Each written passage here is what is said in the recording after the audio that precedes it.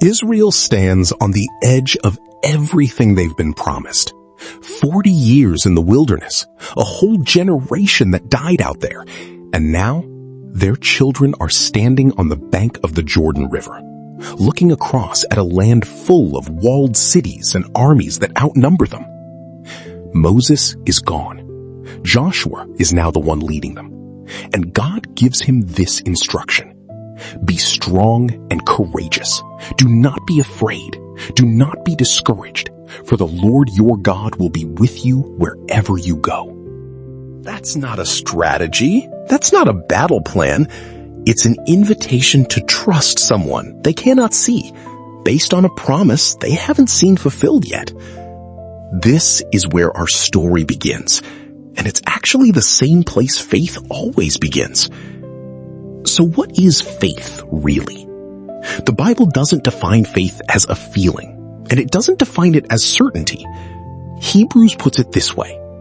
Faith is the assurance of things hoped for, the conviction of things not seen. Faith is trusting the character of God, even when the outcome is still unseen.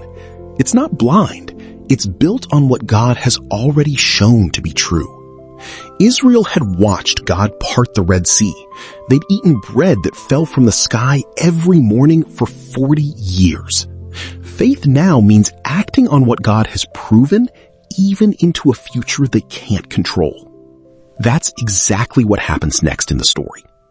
Joshua sends 2 spies into Jericho, and they end up hiding in the house of a woman named Rahab, a Canaanite, an outsider, someone with every reason to fear Israel's God rather than trust him.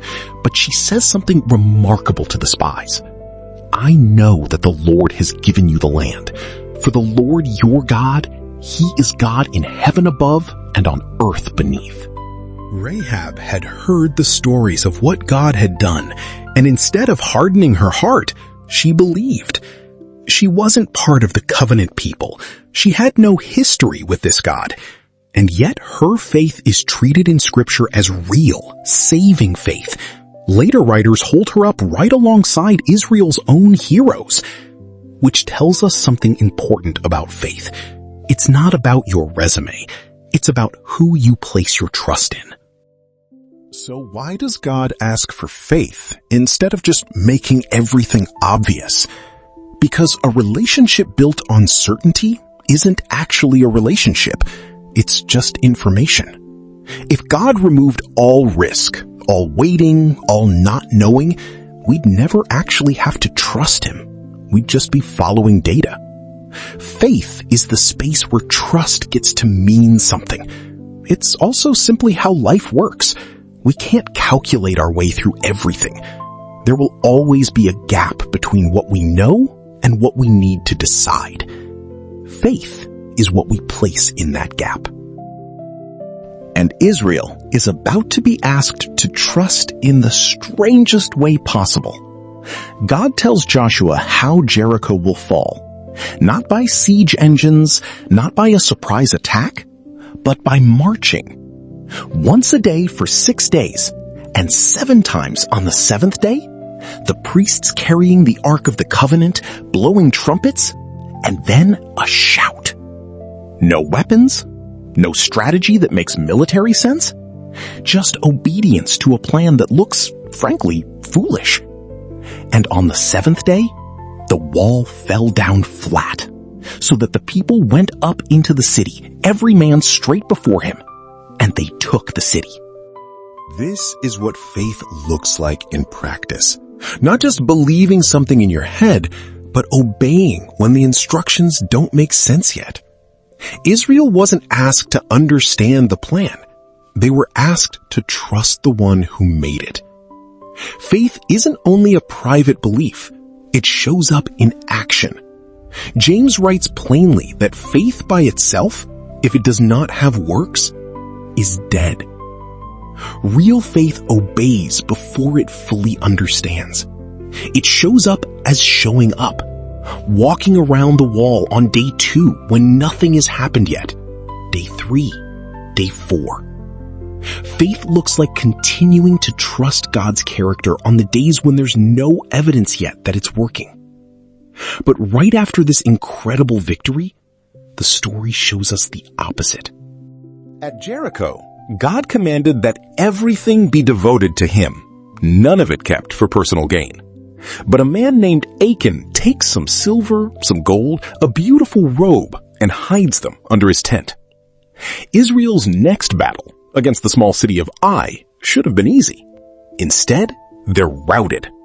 Joshua is stunned, and God tells him plainly why. Israel has sinned. They have taken some of the devoted things. Achan's story isn't really about theft. It's about where his trust actually was. In the moment of temptation, he trusted what he could see and hold more than what God had said. That's the picture of weakened faith. Not usually a dramatic rejection of God, but a quiet decision that something else is more trustworthy right now than he is. Achan's failure shows us one of the biggest threats to faith, the pull of something visible and immediate over something unseen and promised. Fear does this too. Doubt creeps in not usually through one big argument against God, but through the slow accumulation of unanswered questions, disappointment, and comparison, watching what other people have and wondering if God's timing or provision is actually good. Isolation weakens faith as well. Israel's faith was always meant to be communal, carried together, reminded together. Faith tends to erode fastest in isolation, when there's no one reminding you of what God has already done. Later in Joshua, a group called the Gibeonites shows up disguised as weary travelers from a distant land, tricking Israel into a peace treaty. Joshua and the leaders make the covenant, but did not ask counsel from the Lord. It's a small phrase, easy to miss, but it's the whole point of the story. Israel had just experienced miracle after miracle, and yet in this moment, they trusted their own eyes and their own judgment instead of pausing to ask God. It's a warning that even strong faith needs continual practice. One generation's victory doesn't automatically carry into the next decision. So how is faith actually strengthened? First, through remembering. All throughout Joshua, Israel builds memorial stones, retells the story, celebrates Passover again in the land, deliberately keeping the memory of God's faithfulness in front of them so it can be trusted again in the next crisis. Second, through community. Faith grows stronger when it's shared, encouraged, questioned, and reinforced by others walking the same road. And third, through practiced obedience. Every time Israel obeyed, even when they didn't fully understand, marching around Jericho, crossing the Jordan at flood stage, their trust in God's character deepened for the next challenge. Faith isn't built in a single leap. It's built step by step, the same way Israel's was. At the very end of the book, an aging Joshua gathers the people one last time. He reminds them of everything God has done, for Abraham, through Egypt, through the wilderness, into the land. And then he puts the choice plainly in front of them. Choose this day whom you will serve. But as for me and my house, we will serve the Lord. Faith, in the end, isn't a one-time decision made at the Jordan River. It's a choice renewed again and again, every generation, every person, every day. Before we get to how this all lands, if this kind of look at Scripture is helpful to you, hit subscribe so you don't miss the next one. It really helps this channel grow, and there's a lot more of this coming. So what is the reward of faith? It's not simply that things go easily. Israel still faced real battles, real setbacks, real failures along the way. The reward of faith is something deeper. A life lived in relationship with the God who keeps his promises, and the ability to face an uncertain future without being ruled by fear.